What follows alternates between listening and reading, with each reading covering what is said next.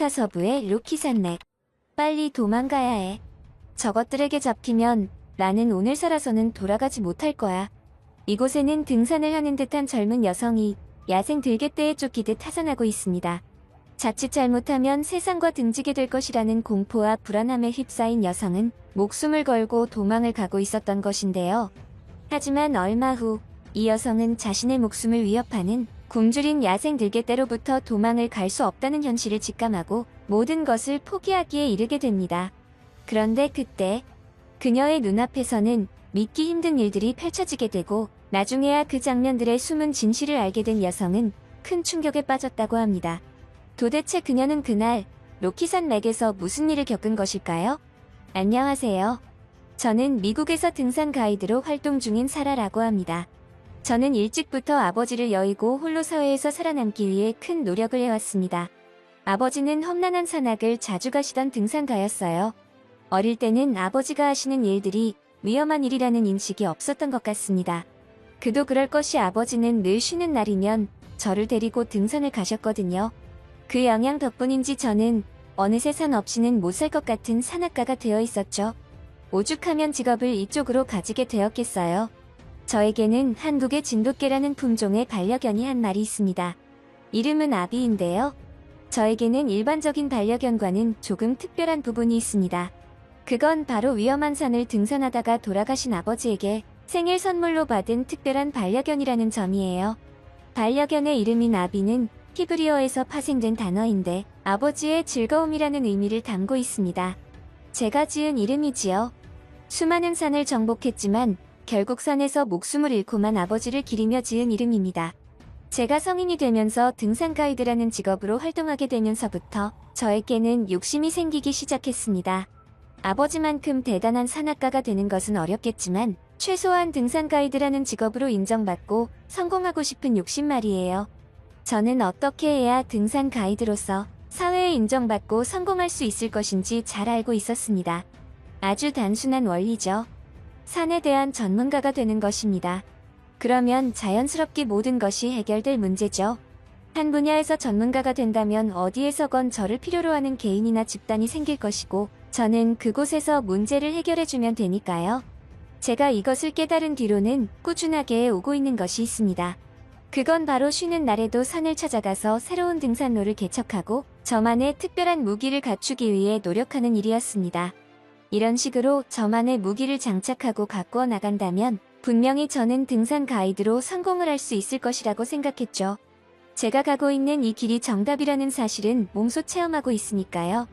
서서히 저를 찾는 사람들이 많아지고 있었거든요. 그도 그럴 것이 다른 가이드들은 전혀 예상하지 못한 길을 제시하고 새로운 즐거움을 손님들에게 선사하는 것이 바로 저였으니까요. 그래서인지 하루하루가 즐거운 요즘이지만 딱 한 가지 마음에 걸리는 게 있습니다. 일 때문에 저의 사랑하는 반려견 아비에게 신경을 제대로 쓰지 못하는 점이죠. 아비가 힘들어 할까봐 산책을 시킬 때는 평평한 평지로 갈 때만 데리고 나갔고 오늘처럼 이렇게 울퉁불퉁한 산으로 올 때는 아비를 데려오지 않았거든요. 어디 맡길 곳도 없어서 집에 방치하게 되니까 그게 영 마음에 걸린 것입니다. 그래서 저는 이번에 마음을 독하게 먹고 아비를 데리고 등산하러 다녀보기로 했습니다. 제 주변 사람들은 제가 진돗개 아비를 왜 그렇게 과잉 보호하냐고 하는 사람들도 있습니다. 하지만 저에게는 하나뿐인 가족이나 마찬가지였기에 제가 보호하지 않는 것이 더 이상한 것이 아닌가 하고 대답하곤 했죠. 아버지가 선물해준 반려견이라는 점도 한몫했겠지만요. 그런데 이게 무슨 일입니까? 처음으로 험난한 산맥에 도착한 아비는 마치 물을 만난 물고기처럼 좋아했습니다. 마치 그동안 왜 이런 곳을 데려다주지 않았느냐고 저에게 항의하듯 말이에요. 만약 그곳에서 그러한 일들이 없었더라면 저는 그날 아비를 산으로 동행한 것을 엄청난 기회로 생각했을지도 모르겠습니다. 저의 욕심으로 아비를 데리고 산을 올랐을 때의 일이었습니다. 저의 개인적인 성공을 위해서 늘 새로운 등산 장소를 탐험하던 저는 이번에도 새로운 곳으로 등산을 기획했고 산에 올랐습니다. 그런데 그곳에서 저는 그동안 단 한 번도 경험하지 못했던 충격적인 경험을 하고 말았죠. 어쩌면 목숨이 위험한 경험 말이에요. 새로운 등산로를 개척하기 시작한 지 2시간쯤 흘렀을 때였습니다. 지금까지 사람들의 손을 타지 않은 곳이어서 그런지 이곳은 신비한 분위기를 자아내고 있는 등산로였고 심지어 스산한 느낌까지 드는 아주 이상한 곳이었죠. 하지만 그러한 느낌은 현실로 다가왔습니다. 처음에는 내가 소리를 잘못 들었나 했는데 얼마 지나지 않아서 제 앞에는 험악하게 생긴 야생 들개떼가 나타났죠. 그것들의 움직임은 아주 조심스러웠지만 서서히 저를 위협하고 있었습니다. 하얀 이빨을 드러낸 채 저기를 한껏 드러냈죠. 한참을 굶주린 듯 여차하면 달려들어 나를 먹어버리겠다는 그런 표정이었습니다. 제가 산을 자주 다니지만 이런 식으로 야생 짐승을 직접적으로 마주한 것은 처음이었습니다. 그러다 보니 당시에 저는 정신이 멍한 것이 아주 바보가 된 느낌이었어요. 하지만 약간의 시간이 흐르니까 머릿속에는 많은 생각들이 한꺼번에 밀물처럼 몰려왔습니다. 순간적으로 굳이 기억하지 않아도 될 내용들까지 스쳐 지나갔죠. 뉴스 속보입니다. 산에서 등산하던 등산객이 야생 들개떼의 습격을 받았습니다. 한 명이 사망하고 3명이 중 경상을 입었습니다. 뉴스에서 보았던 들개떼 관련 사건 사고들이 떠올랐습니다. 개 중에는 들개떼들에 의해 목숨을 잃거나 크게 다친 등산객들도 있었죠. 그러한 생각이 들자 온몸에 식은땀이 흐르기 시작했습니다. 들개들은 사납게 으르렁거리며 짖기 시작했고 저는 저의 의지와는 상관없이 서서히 뒷걸음질을 치고 있었죠.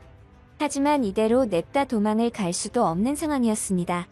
아마도 저 혼자 있었다면 아무런 고민도 없이 냅다 뛰어 도망갔겠지만 하필이면 이번 등산행은 저의 사랑스럽고 연약한 반려견 아비와 함께였죠. 저 혼자 도망가다가 아비가 다치거나 죽기라도 한다면 저는 그 죄책감을 참기 힘들 것이라 생각했습니다. 아버지와 연관된 유일한 우리 가족 아비. 그 녀석을 두고 혼자 도망갈 수는 없었습니다. 그래서 저는 지금의 상황에서 굶주린 들개떼들을 상대로 어떻게 이 위기를 벗어날 것인가를 아주 짧은 시간 동안 머리를 굴렸습니다. 그리고 그 순간 떠오른 방법은 단 하나였죠. 아비를 품에 안고 산 아래로 뛰어서 도망가자. 어차피 평지가 아닌 산길은 사람뿐만 아니라 들개들에게도 쉽지 않은 길이었기에 등산을 하는 것이 직업인 저에게 조금은 더 유리한 선택일 수도 있다는 생각이었죠. 하지만 저는 그 선택을 실행에 옮기기도 전에 눈앞에 벌어진 상황에 경악하고 말았습니다. 아비는 대체 뭘 하려고 저러는 거지? 내가 너를 살리려고 곧바로 도망도 가지 않고 겨우 한 가지 방도를 생각해내었는데 어휴 답답해. 진돗개 반려견 아비는 저의 품에 들어오기도 전에 어느새 저의 범위를 벗어나고 없었습니다. 그 녀석은 제가 고민하고 있던 사이에 자기 스스로 무언가를 생각했는지 곧바로 그것을 행동으로 옮기려는 것으로 보였습니다. 한참을 으르렁거리던 아비는 들개 중에서 특정 한 마리에게 달려들었습니다. 그러자 곧바로 다른 들개들이 아비를 공격하기 위해 달려들었죠. 그런데 아비는 다른 들개들이 자신에게 달려드는 것을 확인하고 이내 공격을 멈추고 산 위로 뛰기 시작했습니다. 저는 그런 아비가 몹시 흥분하고 당황하여 순간적으로 판단력을 잃은 것이라 생각했습니다. 그게 아니면 겁에 질려서 도망을 치는 것이라 생각했죠. 일이 이렇게 된 이상 어쩔 수 없이 아비와는 잠시 헤어져야 하는 상황이라고 판단했습니다. 그래서 아비가 올라가 버린 위쪽이 아닌 아래쪽으로 도망을 가기 시작했죠. 사람을 불러와서 늦기 전에 아비를 구해내야겠다고 생각하면서 말이에요.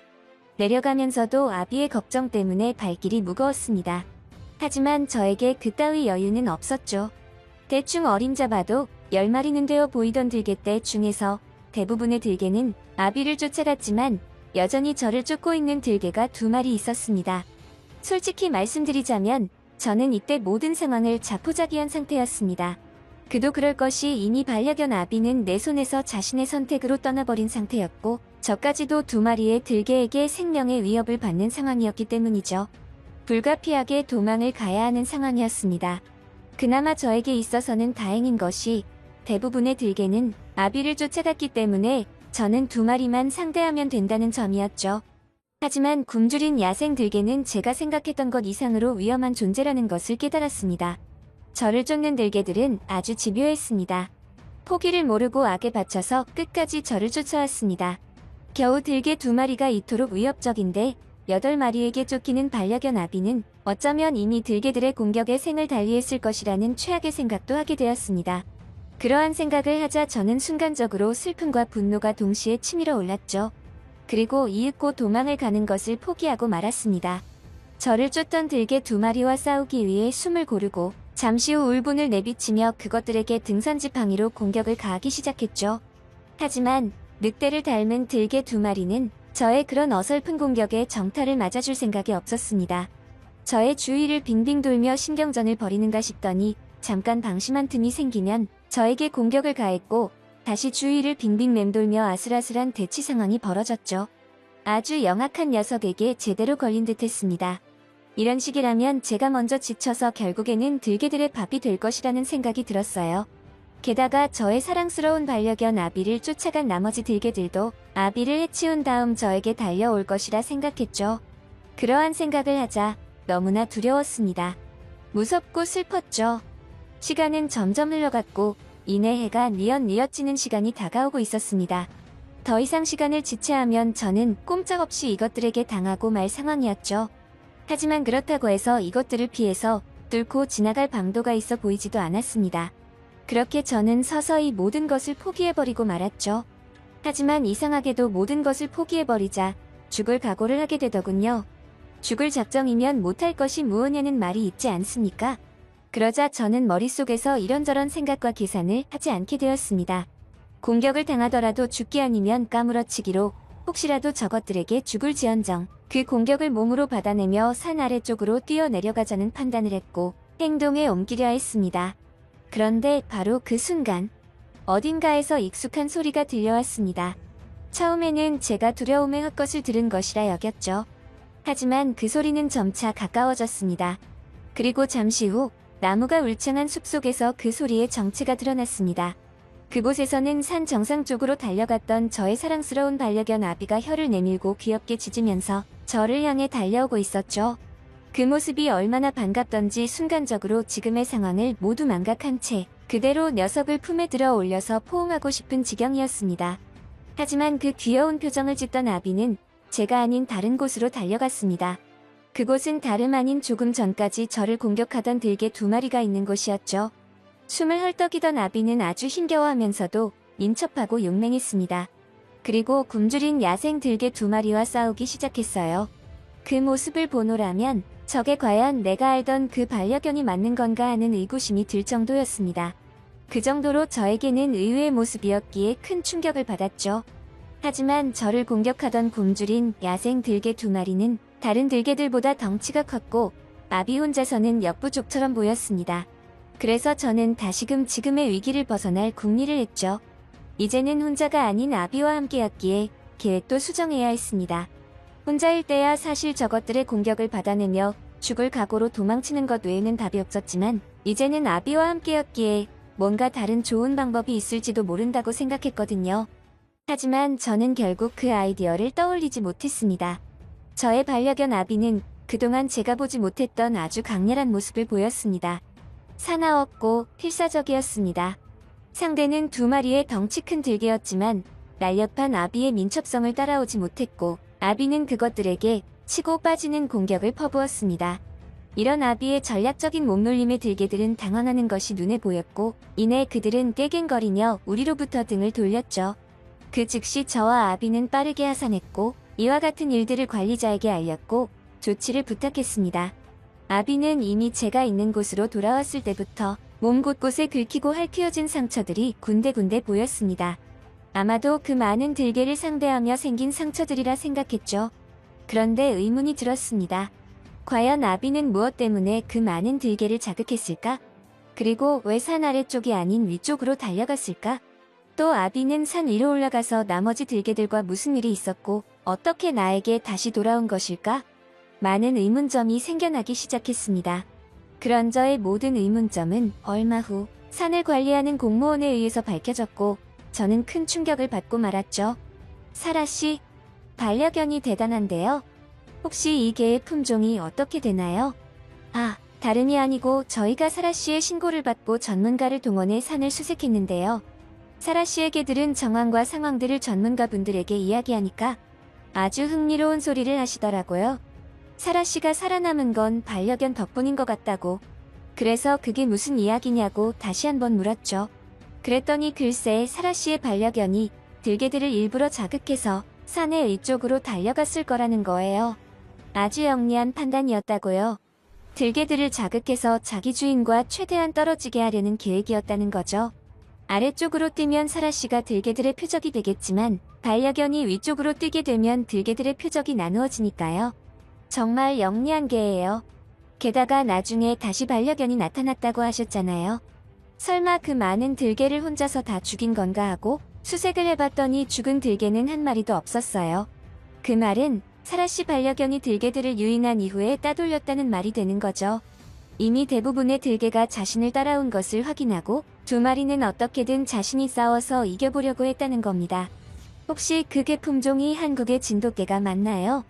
산을 수색하던 전문가분들이 사라씨의 반려견 품종을 궁금해하셔서 저는 생김새를 대충 이야기했더니 그러더라고요. 한국의 진돗개 같다고? 주인을 그 정도로 지키려고 하는 개는 아마도 진돗개밖에 없을 것이라고 말이에요. 그날 이후 저는 많은 생각들을 했습니다. 심지어 반려견 아비가 저의 아버지 대신 저를 지켜주려고 그렇게까지 했던 것인가 하는 생각마저 들었죠. 평소에 반려견 아비를 그저 보호하기에 급급했던 저였지만 이제는 뭐랄까 엄청 든든한 또 다른 가족이 생긴 기분이 드는 요즘입니다. 미국 캘리포니아 베버리 힐스 대저택. 잘못했어요. 제발 용서해주세요. 다음부턴 정말 시키는 일만 할게요. 청소를 하라면 청소만 할게요. 이곳에는 으리으리한 대저택과는 어울리지 않는 허름한 옷차림의 소녀가 자신의 부모님으로 보이는 사람들에게 무릎을 꿇고 손이 발휘되도록 싹싹 빌고 있습니다. 마치 죽을 죄를 지은 듯한 이 소녀는 사실 설거지를 하지 않았다는 이유로 갖은 괴롭힘을 당하고 있었던 것인데요. 친부모가 아닌 양부모의 밑에서 갖은 괴롭힘을 당하던 소녀는 어느 날 뜬금없이 한국으로 향하게 되고 그곳에서 놀라운 경험을 하게 되었다고 합니다. 그리고 10년이라는 세월이 흐른 후 그녀는 자신을 괴롭히던 양부모의 앞에 나타나고 그와 동시에 양부모는 쏘스라치게 놀라며 크게 경악할 수밖에 없었다고 하는데요. 도대체 그들에게는 무슨 사연이 있었던 것일까요? 네가 누구 덕분에 이런 호화 대저택에서 살고 있다고 생각하는데 그런 주제에 왜 그렇게 말을 안 들어 처먹어? 저는 미국에서도 부유한 동네로 잘 알려진 베버리힐스 출신 그레이스 밀러라고 합니다. 남부러울 것 없이 부유하게 자란 아이처럼 보였던 저는 사실 누구에게도 밝히지 않은 비밀이 있었습니다. 아이러니하게도 가장 부유한 동네에 살았던 저는 그 누구보다도 빈곤하고 괴로운 생활을 견뎌야 했던 유년 시절이 있었죠. 그건 모두 저의 부모님 때문이었습니다. 저의 베버리힐스 부모님은 저를 어딘가에서 입양을 했던 양부모님이었죠.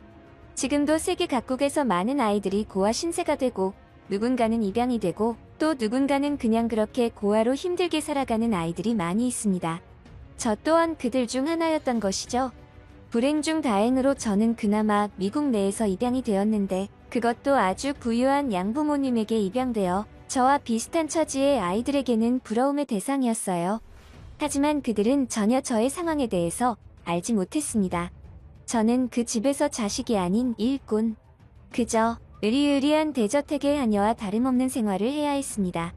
참 넓기도 넓었지요. 그런 곳은 일반적으로 다른 집안의 경우 일하는 사람을 따로 두곤 했습니다. 마당을 관리하는 사람과 집안의 청소와 음식을 관할하는 분들 말이에요. 하지만 그곳에는 아무도 없었습니다. 그 모든 일들을 제가 도맡아서 해야만 했죠. 그것도 제가 10살이 되던 해부터 말이에요. 지옥도 그런 지옥이 없었습니다. 저는 늘 하루를 마감하며 잠자리에 들 때면 기도했어요. 신이 있다면 제발 이곳을 탈출할 수 있게 도와달라고. 내일 눈을 떴을 때면 이 모든 것들이 꿈이었길 바랐죠. 하지만 매일 아침마다 눈을 뜰 때면 그런 저의 망상은 기대를 저버렸습니다. 그렇게 괴로운 일상들이 약 8년 동안 지속되었습니다. 10살부터 시작된 악몽이 제가 18살이 될 때까지 이어지고 있었던 것이죠. 정말이지 괴로운 하루하루였지만 제가 18살이 되는 해에 처음으로 어쩌면 희망이 될지도 모를 사실들을 알게 되었습니다. 그 집안의 종이나 다름없었던 저는 학교도 다니지 못했고 오직 집 안에서만 생활을 해야만 했죠. 그런 저였기에 바깥 생활이 어떤지 다른 또래들이 어떤 생활을 하는지 도무지 알 수가 없는 상황이었습니다. 하지만 저의 양부모도 모든 것을 통제하지는 못했죠. 저에게 유일하게 주어지는 자유시간이 존재했는데 그건 바로 그들이 사업차 외부 일정이 있을 때였습니다.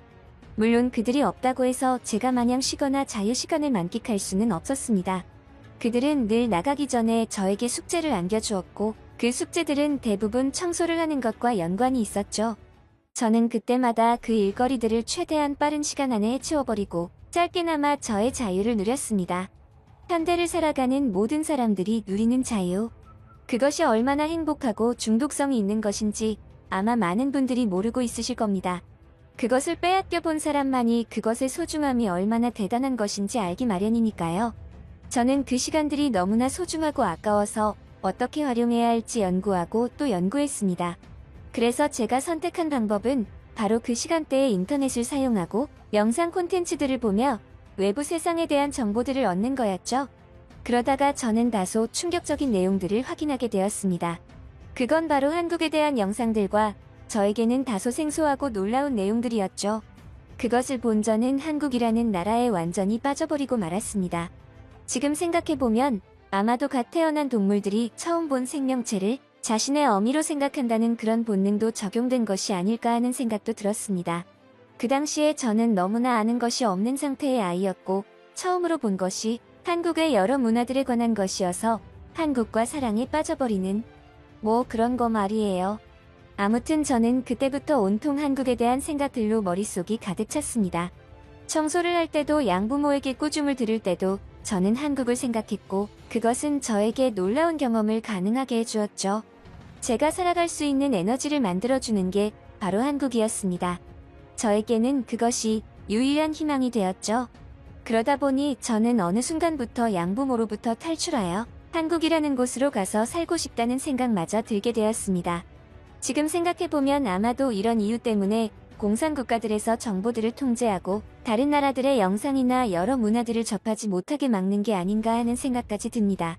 그도 그럴 것이 실제로 북한이라는 공산국가에서는 바로 아래에 있는 한국의 영상이나 드라마들을 절대 시청하지 못하게 통제를 하고 있으며 이를 어기는 경우에는 강력하게 처벌을 하는 경우가 많았습니다.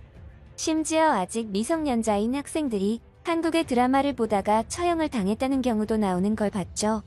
그렇다는 것은 북한의 통치자는 한국의 그러한 자유와 문화체제를 아주 두려워한다는 반증이기도 했습니다.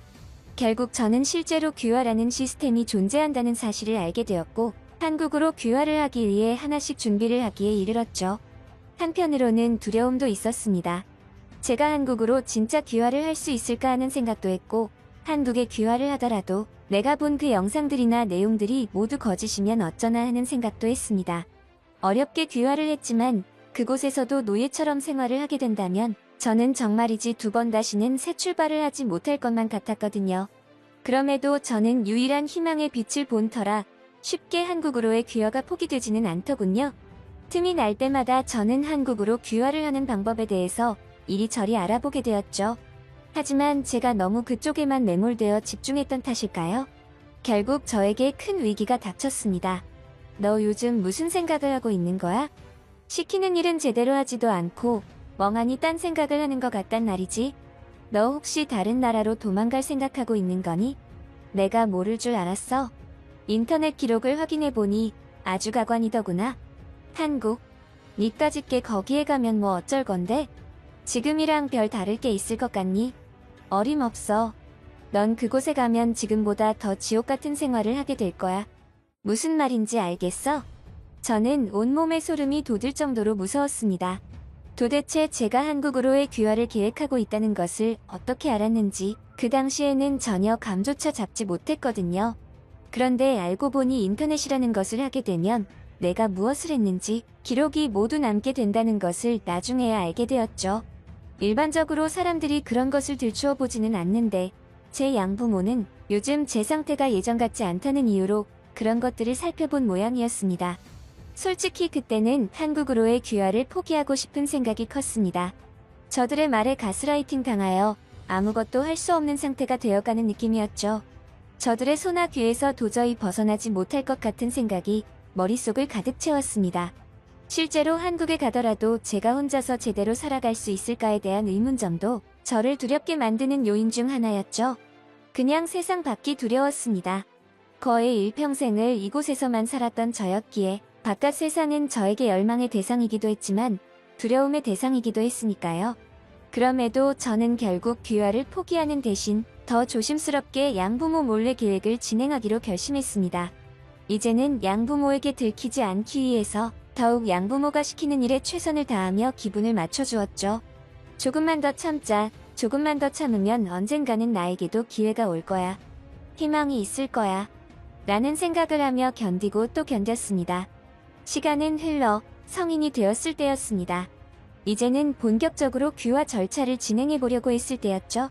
그리고 저는 그때 크게 낙담하고 말았습니다. 한국으로의 귀화 절차들이 결코 간단하지 않다는 것을 깨달았기 때문이죠. 한국 국적 신청 절차는 약 1년 6개월이라는 시간이 소요되었습니다. 한국인과 결혼을 하지 않는 이상 일반적으로 귀화를 신청하려면 영주권자여야 했는데 대한민국에 영주할 수 있는 체류 자격을 가지고 있어야 했고 5년 이상 계속하여 대한민국에 주소가 있어야 했죠. 제가 생각했던 귀화는 나 그곳에서 살고 싶어요 라는 신청서를 제출함으로써 가능한 것이라는 멍청하고 순진한 생각을 했었습니다. 하지만 한 나라의 국민이 되는 과정이기에 그 과정이 결코 쉽지 않다는 것은 당연했죠. 다시 한번 김이 빠지는 느낌을 받아야만 했습니다. 하지만 이번에는 불가능할 것이다 라는 생각보다는 시간은 조금 더 걸리더라도 불가능한 것은 아니겠다 라는 긍정적인 생각을 하게 되었죠. 그만큼 저는 한국인이 되고 싶은 마음이 컸고 무엇보다 지금의 이 지옥 같은 생활에서 벗어나고 싶다는 의지가 강했거든요. 결국 저는 최대한 빨리 한국인이 되겠다는 생각을 버려야 했습니다. 대신 천천히 하나씩 실마리를 풀어나가려고 행동을 실천해야 했죠. 결국 저는 그 지옥과 같은 곳에서 성인이 되어서야 벗어날 수 있었습니다. 그것도 당당하게 나는 이곳을 벗어나겠노라고 양부모에게 선언을 하면서 말이죠. 그동안 저를 키워주셔서 감사하다는 말씀은 참아드리지 못할 것 같아요. 이곳에서 당신들과 같이 사는 동안 하루하루가 지옥이었으니까요. 차라리 고아로 살았다면 더 나은 삶을 살지 않았을까 하는 생각도 해봤어요.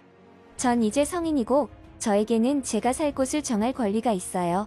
그러니 더 이상 저를 억압할 생각하지 마세요. 절대 잊지 않을게요. 당신들이 저에게 했던 그 인간 이하의 대우들. 저는 그동안 맺힌 한을 풀듯 그들에게 속에 있는 말들을 풀어놓았습니다. 그러자 당연하게도 양부는 저를 힘으로 제압하기 위해 달려들었고 여차하면 경찰에게 신고라도 할 듯한 저의 기세를 보았던 양모가 양부를 말리는 바람에 그들을 경찰서에 집어넣지는 못했습니다. 대신 양부모는 저에게 온갖 악담을 퍼부었습니다. 네가 이러고 나가서 얼마나 버티나 보자. 니까짓게 한국으로 간다고 해서 뭐 인생이 크게 달라질 것 같으냐. 그러한 악담을 뒤로 한 채 저는 비자를 발급받고 한국으로 넘어가게 되었습니다. 처음에는 정말이지 날아갈 듯 기분이 좋았죠. 지옥 같은 생활을 청산하고 이제는 새로운 인생을 향해 나아가게 되었으니까요. 하지만 그런 긍정적인 기분은 한국에 도착한 지 얼마 지나지 않아서 깨져버리고 말았습니다. 한국은 어지러울 정도로 발전된 대도시와 같은 느낌이었습니다. 제가 살던 베버리 힐즈와 같은 대저택이 즐비하지는 않았지만 어마어마한 고층 빌딩과 최첨단 시스템들 때문에 처음에는 현기증이 다 나더군요. 적응하는데 아주 오랜 시간이 걸렸습니다. 한국에서 제가 제일 처음으로 해야 하는 일은 일자리를 구하는 것이었어요. 역시나 한국도 자유경쟁 사회를 구축하고 있었기에 스스로의 힘으로 하루하루를 살아가야 하는 냉정한 곳이었으니까요. 한국어를 배워야 했고 일을 해야 했으며 한국의 문화들을 몸으로 익혀야 했습니다. 다행스럽게도 제가 만나왔던 한국분들은 모두 저에게 상냥했고 친절했으며 배려심이 넘쳤습니다. 지금 생각해보면 그분들 덕분에 제가 한국에 제대로 정착을 할 수 있게 된 것 같아요. 저는 한국 생활을 이어갈수록 새로운 욕심이 생겼습니다. 경제적으로 성공하여 양부모에게 보란듯 잘 사는 것. 그래서 그들이 저에게 마지막까지 퍼부었던 그 악담들을 모조리 그들에게 다시 돌려주고 싶은 그런 마음이 생겼죠. 이제는 과거의 일이었지만 마지막까지 저에게 악담을 퍼붓던 양부모의 모습은 아직도 저의 뇌리에서 지워지지가 않더라고요. 결국 저는 하루하루를 열심히 살았던 덕에 한국으로의 귀화를 성공하고 말았습니다. 그때의 기분은 정말이지 날아갈 듯 기뻤죠. 말로 표현도 힘들 정도로 말이에요. 내가 사랑하는 한국과 한국 친구들이 떠올랐죠. 하지만 그와는 반대되는 기분 나쁜 기억들도 떠올랐습니다. 양부모에 대한 기억들, 그들이 저에게 했던 그 악담들, 그것들이 아직까지 저를 괴롭히고 있었죠. 아직도 풀리지 않은 숙제들이 있는 그런 느낌이 들었습니다. 제가 한국인이 되는 순간까지 많은 일들이 있었는데 그 중에서도 가장 제 인생에서 중요한 순간은 바로 지금의 남자친구를 만난 일이었습니다. 그 사람 덕분에 제가 한국에 제대로 적응을 하게 되었고 무엇보다 그 사람도 아주 힘들게 살아온 전력이 있었고 혼자서 어렵게 사업을 일궈내어 지금은 성공한 사업가로 활동 중인 그런 사람이었거든요. 그 사람에게 저는 사업에 대해 많은 정보들을 섭렵하게 되었고, 지금은 저도 어엿한 남자친구의 사업 파트너로서 남자친구에게 해가 되지 않고 도움이 되는 파트너가 되기 위해 노력하고 있죠. 그러다가 저는 남자친구의 뜻밖의 제안을 통해 저의 풀리지 않은 숙제를 청산하기로 마음먹게 되었습니다. 그레이스, 내 경우에는 그런 응어리가 있으면 결국 그걸 직접적으로 풀어내야 후련해지더라고. 한을 계속해서 간직하고 있으면 결국 그 스트레스는 내 몫이더라는 거야. 당신도 직접 그 응어리를 풀어버리는 건 어때? 내가 도와줄게. 남자친구의 말은 일리가 있었습니다. 한국의 생활에 매우 만족하며 살아가던 저였지만 한 번씩 찾아오는 우울감의 정체는 바로 미국에 있는 저의 양부모였죠. 아마도 그들에게 저의 존재를 입증하고 싶었던 것 같습니다. 나도 이렇게 누군가에게 소중한 사람이 될 수 있는 존재였고, 또 이렇게 행복하게 성공한 삶을 살아갈 수 있는 사람이었다고, 그것을 그들에게 직접 보여주고 증명하고 싶은 그런 마음 말이에요. 결국 저는 남자친구의 말대로 그것을 직접적으로 실천으로 옮기기로 했죠. 그런데 참 이상한 일이죠. 이 세상에는 진짜로 권선징악이라는 에너지가 존재하는 것일까요? 아주 오랜 시간이 흐르긴 했지만 그동안 양부모에게는 많은 일들이 있었던 것 같았습니다. 원래 살던 으리으리한 베버리 힐스 대저택은 소유권이 다른 사람에게 넘어간 상태였고, 알아보니 사업이 망하는 바람에 아주 형편없는 삶을 살고 있었죠. 게다가 지금 살고 있는 집도 압류로 넘어간 상태라서 경매에 나온 상태였습니다. 저는 이것이 저에게 다가온 둘도 없는 기회라는 것을 직감했습니다. 얼마 후 저는 양부모와 얼굴을 마주보게 되었는데 여전히 그들의 얼굴에는 심술과 도끼가 가득했죠. 저를 보자마자 으르렁거리는 것이 악에 바친 들개와 같은 모습이었으니까요. 저는 그런 반응을 보이는 그들에게 말했습니다. 제 집에서 당장 나가주셔야겠습니다. 만약 그렇지 않을 경우에는 앞으로 어떤 일들이 벌어질지에 대해서 말씀을 드리도록 하겠습니다. 저는 당신들이 불법적으로 내 집을 사용 수익한다는 것을 법원에 증명 제출할 것이고 강제 집행을 실행할 것입니다. 그리고 강제 집행에 들어간 모든 소송 비용들은 적법한 방법으로 당신들에게 청구를 할 것이며, 해당 기간 동안 당신들 때문에 손해를 보게 된 부분은 민사를 통해 손해배상을 청구할 예정입니다. 무슨 말인지 사업을 하시던 분이라서 잘 아실 거라고 생각합니다. 혹시 그거 아시나요? 한국에는 그런 말이 있어요. 가는 말이 고와야 오는 말이 곱다. 만약 당신들이 저를 정상적인 사람으로 대해주었다면 지금 이 순간은 어떻게 변했을까요? 그날 이후 저는 더 이상 우울감을 느끼는 일이 없어졌고, 한국인 남자친구와 결혼까지 골인하여 하루하루 행복한 삶을 살아가고 있답니다. 혹시나 저의 이야기를 들으시는 분들 중에서 스스로에게 부정적인 감정을 가지고 있는 분이 있다면 꼭 말씀드리고 싶은 게 있습니다.